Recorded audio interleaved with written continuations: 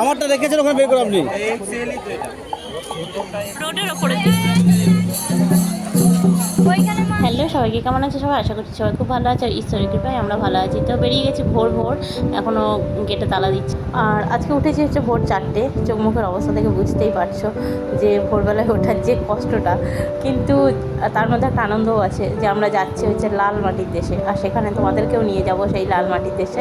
তো ইন্ট্রোটা দেখে তোমরা বুঝেই গেছো যে কোথায় যাচ্ছি। একদম ঠিক ধরেছে, আমরা যাচ্ছি হচ্ছে শান্তিনিকেতন, আর সেখানে অনেক মজা করবো। তো দেখতে থাকো আজকে ব্লগ। আর এখন আমরা আছি গণদেবতার ট্রেনটায়। ট্রেনের অবস্থা দেখো, ভিতরে একটা পা রাখার জায়গা নেই, কোনো রকমভাবে আমরা দাঁড়িয়েছি।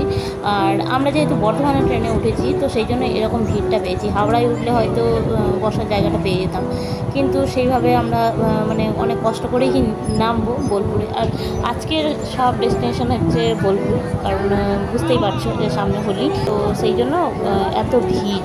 আর ভিড়ে পুরো চেপসে যাওয়ার মতো অবস্থা, সবার অবস্থা খুবই খারাপ। তবু সবার মধ্যে যেন একটা আনন্দের মানে হাসি আছে সবার মুখে, যে যাচ্ছি, এই যে ব্যাপারটা, আনন্দটা, যে বীরভূম যাওয়ার যে ব্যাপারটা, এটাই মনে হচ্ছে সবাইকে মানে আনন্দে রেখেছে। এখন নেমে গেলাম বোলপুর শান্তিনিকেতন, দেখতেই পাচ্ছ। তো বোলপুর শান্তিনিকেতন স্টেশনটা কিন্তু খুব সুন্দর, আর এখানে নেমে একটু আমি শান্তি পেলাম। আমরা সবাই আর কি একটু হাঁপ ছেড়ে বাঁচলাম। তো বসন্ত উৎসবে আর পৌষ মেলাতে যেভাবে ট্রেনে ভিড় হয় বলার বিষয় নয়, সেটা তোমরা দেখতেই পেলে। আর আমরা এখন যাচ্ছি হচ্ছে বাইরের দিকটায়, ওদিকে গিয়ে টোটো করব। টোটো করে তারপর আমরা যাব হচ্ছে, আমরা কিন্তু কোনো হোটেলে থাকবো না, আমরা থাকবো হচ্ছে আমার মাসির বাড়ি। তো সেখানেই আমরা যাব, সেই জন্য বাইরের দিকে বেরিয়ে আমাদেরকে টোটো করতে হবে। তো চলো আমাদের সঙ্গে দেখতে থাকো। অনেক বড় তো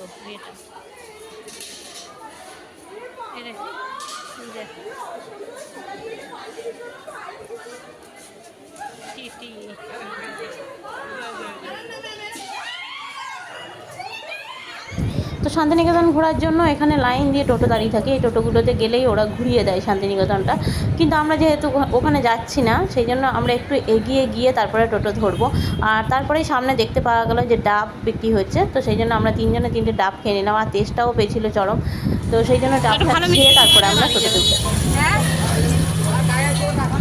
আর বোলপুরে নেমেই যেন মনটা কেমন একটা হয়ে গেল, মানে এত সুন্দর আর এত শান্তিপ্রিয় জায়গা, কার না ভালো লাগে। সবার মানে ছুটি পেলেই সবাই চেষ্টা করে বোলপুর শান্তিনিকেতনে দুদিন ছুটি কাটিয়ে যাওয়ার। তো আমাদের অনেক দিন ধরেই আসার একটা প্ল্যান ছিল যে হোলির সময় যাব শান্তিনিকেতন। তো এখানে এসছি, আর এখানে তো আকাশে বাতাসে যেন বসন্ত এসে গেছে। তো এসেছে সত্যিই, বোলপুরে এসে বোঝা যাচ্ছে যে সত্যিই বসন্ত এসেছে। আর চারিদিকে লাল মাটির যে জায়গাটা, সেটা বোঝা যাচ্ছে। আর এই যে লাল ফুলটা, এটা বেরিয়েই যেতে হয় আমাদের মাসির বাড়ি। তো আমরা সেই দিকটাই চলে এলাম, মানে মাসিদের পাড়ার কাছাকাছি হয়তো চলে এসেছি, আমি জানি না, যদিও আমি প্রথমবার যাচ্ছি। আর এই যে একটা চার্চ, মাসির বাড়ি যাওয়ার আগে পরে এটা চার্চটা। আর এসে দেখছি এখানে ননদিনী রান্না করছে, পূজা। এই দাদানকে দিয়ে একটা ওইদিকে। যে ননদটাকে দেখলে তার ছেলে হচ্ছে এই যে আদিসোনা। আদিসোনা হচ্ছে কুলফি খাবে, মানে কুলফি না, ও কর্নেটোটা খাবে। তো কুলফি কর্নেটো দুটোই কেনা হয়েছে। আর বীরভূমে গরমটা একটু বেশিই লাগে সবসময়, মানে দুপুর টাইমে বেশি। তো আমরা দুপুরের দিকে একটু বেরোয়নি, বিকেল করে একটু বিকেল বেরোলাম সবাই মিলে, মানে মাসিকেও নিয়ে গেছিলাম আমরা সবাই, শুধু মেসমশাই বাড়িতে ছিল। তো সবাই মিলে একটা টোটো করে নিয়েছিলাম, আর টোটো করে চলে গেলাম হচ্ছে খয়েরহাট। আর এখানে এসে দেখছি জ্যাম, পুরো লম্বা লাইন, এরকম টোটোর লাইন। আর তো আমরা ভাবলাম যে টোটো তো আগে আর এগোবে না, ততক্ষণ যদি আমরা হেঁটে যেতে পারি, কারণ অনেকটা দেরি হয়ে গেছে বেরোতে। ওখান থেকে প্রায় 1.5-2 কিলোমিটার রাস্তা। তো আমরা হেঁটে অনেকটাই চলে এসেছি। খালি টোটো আর টোটো।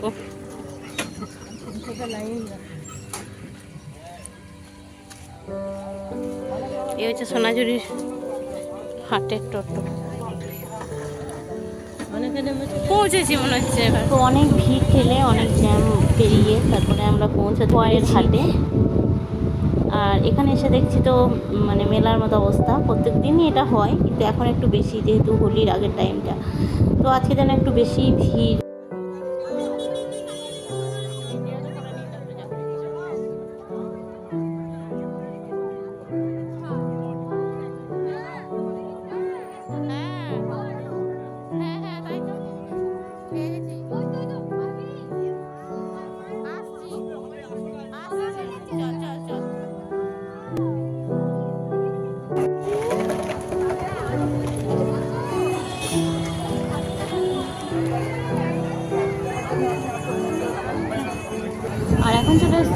নাচ গান হচ্ছে যেখানে যেখানে সাঁওতালগুলো নাচে, তো সেখানটা আর এখানেই শেষ নয়, আরও আনন্দ আছে কিন্তু তোমরা সঙ্গে দেখো আর ভিডিওটা স্কিপ করো না, পুরো ভিডিওটা দেখো, ভালো লাগবে।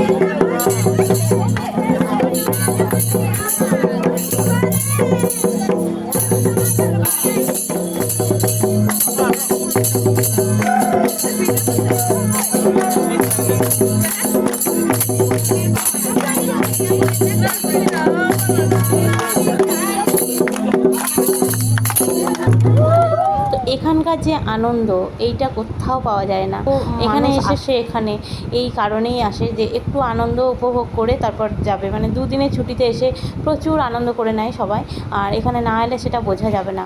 এত সুন্দর জায়গা, মানে মন ভরে যায়, আর একবার এলে কেউ ভুলতে পারবে না, এই আনন্দটা সঙ্গে নিয়েই যাবে, সারা জীবন তার সঙ্গে থেকে যাবে। তো আমরাও ভীষণ আনন্দ করছি। আর আমরা যে দিকটায় ঢুকেছিলাম ওটা হচ্ছে প্রথমের দিক, তারপরে আমরা ক্যানেলটা পার করে আবার ওপারে যাব, ব্রিজ আছে একটা, ব্রিজটা পার করে ওপারে যাব, ওই দিকেও কিন্তু বেশ বড় হাট।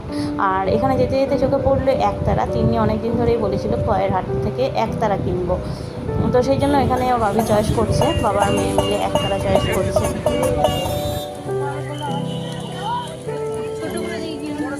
ছোটোর থেকে বড়টাই ভালো লাগছে না, ভালো লাগছে। আর এখন চলে এলাম ভিতরের দিকটায়, কত সুন্দর দেখো, মানে লাল মাটির উপরেই হাটটা বসেছে, পুরো মাটিগুলো দেখতে পাচ্ছ এখানে লাল মাটি, আর মাটিতে সব নুড়ি পাথর মিশে আছে। তো সেই ছোটোবেলাকার রবীন্দ্রনাথের সেই গল্পটা মনে পড়ে যাচ্ছে, যে যখন প্রথমবার বাবার সঙ্গে রবি ঠাকুর এসেছিলেন বোলপুরে, তো সেই গল্পটা আমার মনে হচ্ছিল আর কি, নুড়ি পাথরগুলো দেখে আর লাল মাটিটা দেখে। আর এখানে কত সুন্দর সুন্দর জিনিস, ঘর সাজানোর জিনিস, আরও কত কিছু। তো এই চুড়িগুলো আমার বেশ ভালো লেগেছিলো, সেই জন্য আমি এখানে চুড়ি নিয়ে নিলাম। আর আমার কাছে এখানে 12 পিসের দাম নিয়েছে 100 টাকা, বেশ ভালো চুড়িগুলো, সব শাড়ির সঙ্গে ম্যাচিং করে পরা হবে। এই চুড়িগুলো ভালো লাগলো বলে আমি নিয়ে নিলাম 12টা। এদের নেই দেখো পাঞ্জাবিগুলো কত সুন্দর সুন্দর, এখানেই চয়েস করছিলাম, পাঞ্জাবিও চয়েস করেছি, আর দুটো নিয়েওছি পাঞ্জাবি এখান থেকে।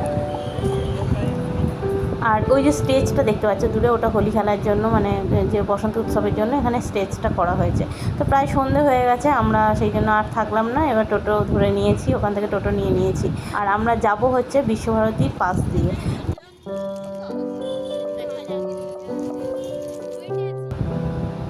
আর এখন যেটা দেখতে পাচ্ছ ওইদিকে যে লাইট জ্বলছে ওটা হচ্ছে কাঁচের ঘর, ওখানে একটা কাঁচের ঘর আছে বেশ বড় করে, তো সেটাই দেখা যাচ্ছে রাস্তা থেকে। এখন যেহেতু বসন্ত উৎসবের জন্য বন্ধ আছে, এখন বসন্ত উৎসবে মেলার সময় এই টাইমগুলোতে বন্ধ থাকে বিশ্বভারতীতে, ওখানে তো ঢোকা যাবে না, সেই জন্যই আমি দূর থেকে এইভাবে ক্যামেরাটা নিয়ে তোমাদেরকে দেখানোর চেষ্টা করলাম, যে কাঁচের ঘরটা যদি একটু দেখা যায়, বোঝা যাচ্ছিল না যদিও। আর এই জায়গাটা দেখো, এটা কিন্তু খুব সুন্দর, এটা কয়েকশো বছরের পুরনো বট গাছ, আর বট গাছ থেকে ঝুড়িগুলো নেমে পুরো ওখানটায় একটা বিশাল জঙ্গল টাইপের লাগছে, আর এইভাবে লাইট দিয়ে দিয়েছে, দেখতে বেশ সুন্দর লাগছে। এগুলো পুরো ঝুড়ি নেমেছে বট গাছ থেকে, জায়গাটা দেখো অনেকটা এরিয়া জুড়ে এই বট গাছটা। তো আগেই বললাম যে বিশ্বভারতী এখন বন্ধ আছে, আর পৌষ মেলা, বসন্ত উৎসব এরকম টাইমে বিশ্বভারতীটা বন্ধ রাখে, অনেক রকম ব্যাপার থাকে ওদের, তো সেই জন্য বন্ধ করে দেয়। আর যেহেতু আমরা ঘুরতে পারবো না, তো বাইরে থেকেই তোমাদেরকে একটু দেখালাম। তো ঠিক আছে, চলো আজকে ব্লগটা কেমন লাগলো অবশ্যই জানিও, যদি একটু ভালো লেগে থাকে তাহলে লাইক করো, শেয়ার করো, কমেন্ট করো, আর যারা নতুন দেখছো তারা অবশ্যই চ্যানেলটাকে সাবস্ক্রাইব করে পাশে থাকা বেল আইকনটি প্রেস করে আমার পাশে থেকো। তো এখানেই শেষ করছি, পরে আবার দেখা হচ্ছে অন্য ব্লগে, ততক্ষণে যেন সবাই ভালো থেকো, সুস্থ থেকো, গুড নাইট।